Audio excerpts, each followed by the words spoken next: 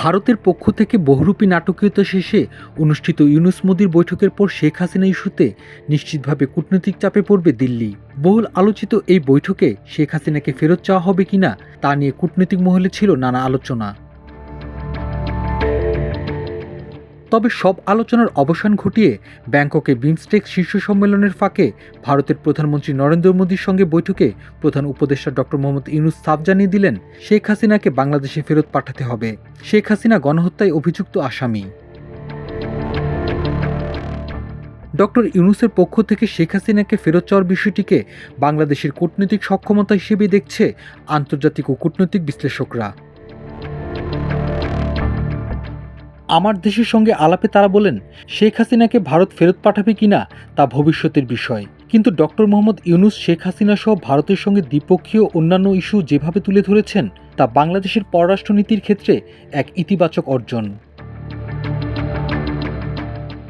বিশিষ্ট রাষ্ট্রবিজ্ঞানী professor doctor Ataur Rahman Yunus মোদির বৈঠক সম্পর্কে আমার দেশকে বলেন, এই বৈঠককে ইতিবাচক হিসেবেই দেখছি। বেইজিংয়ে চীনের প্রেসিডেন্ট শি জিনপিংয়ের সঙ্গে ফলপ্রসূ বৈঠকের এক সপ্তাহের মধ্যেই ভারতের প্রধানমন্ত্রী নরেন্দ্র মোদীর সঙ্গে ডক্টর ইউনূসের এই বৈঠক বাংলাদেশের কূটনৈতিক সক্ষমতারই প্রমাণ বহন করে। এই বৈঠকের মাধ্যমে ডক্টর মোহাম্মদ ইউনূস তার কূটনৈতিক দক্ষতার প্রমাণ দিয়েছেন। তিনি আরও বলেন, ভূরাজনীতিতে বাংলাদেশ এখন এই অঞ্চলের অন্যতম খেলোয়াড়, যা ডক্টর মোহাম্মদ ইউনূস দেখিয়ে দিয়েছেন। শেখ হাসিনাকে ফেরত পাঠানোর প্রসঙ্গে ডক্টর আতাউর রহমান বলেন, শেখ হাসিনাকে দিল্লি এই মুহূর্তে ফেরত পাঠাবে না, এটা আমরা সবাই জানি, ডক্টর মোহাম্মদ ইউনূসও জানেন। কিন্তু মোদির সঙ্গে প্রথম বৈঠকে এই ইস্যুটি তুলে বলটি এখন ভারতের কোর্টে দিয়ে দিয়েছেন ডক্টর ইউনূস। নিশ্চিতভাবে ভারত শেখ হাসিনা ইস্যুতে এক ধরনের চাপের মধ্যেই থাকবে, কারণ আগামীতে শেখ হাসিনার বিচার হবে, বিচারে তার সাজাও হয়তো হবে। ভারতের তথাকথিত সংখ্যালঘু নির্যাতনের অভিযোগ সম্পর্কে তিনি বলেন, ভারতের সামনে এই নেগেটিভ তুলে ধরা ছাড়া আর কোনো ইস্যু নেই। ভারতের পক্ষ থেকে এই ইস্যুতে বাংলাদেশকে চাপে ফেলতে নানা তৎপরতা দেখা গেছে, কিন্তু সেই প্রচেষ্টা তেমন কাজে দেয়নি। পশ্চিমা দেশগুলো, বিশেষ করে যুক্তরাষ্ট্র, সংখ্যালঘু নির্যাতন ইস্যুতে ভারতের সঙ্গে মোটেই একমত নয়। তবে ইউনূস মোদি বৈঠককে ইতিবাচক আখ্যা দিয়ে আতাউর রহমান বলেন, বাংলাদেশ এবং ভারতের মধ্যে হাসিনার পতনের পর সম্পর্কের দূরত্ব তৈরি হয়েছে। এই বৈঠকের মাধ্যমে সেই দূরত্ব কমানোর একটা পরিস্থিতি তৈরি হবে বলে আমি মনে করি।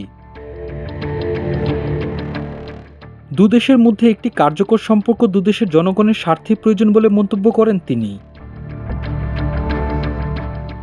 প্রফেসর আতাউর রহমানের মতো ইউনূস মোদি বৈঠককে ইতিবাচক হিসেবেই দেখছেন বিশিষ্ট আন্তর্জাতিক বিশ্লেষক অধ্যাপক ডক্টর এম শহীদুজ্জামান।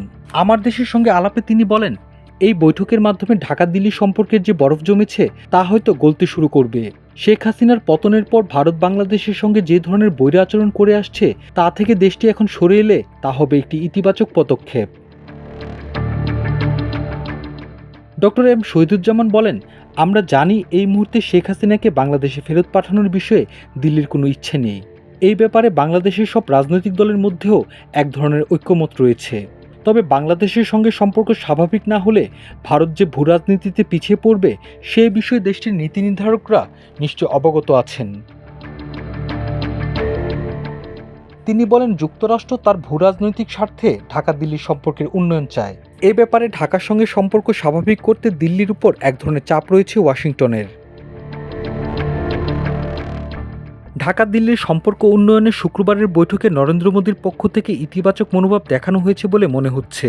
সীমান্ত হত্যা, তিস্তার পানি বণ্টন সহ বাংলাদেশের সঙ্গে দ্বিপক্ষীয় যেসব সমস্যা রয়েছে তা সমাধানে ভারতের পক্ষ থেকে ইতিবাচক পদক্ষেপ আসে কিনা তা দেখতে আমাদের অপেক্ষা করতে হবে বলে মনে করেন এই কূটনীতিক বিশ্লেষক।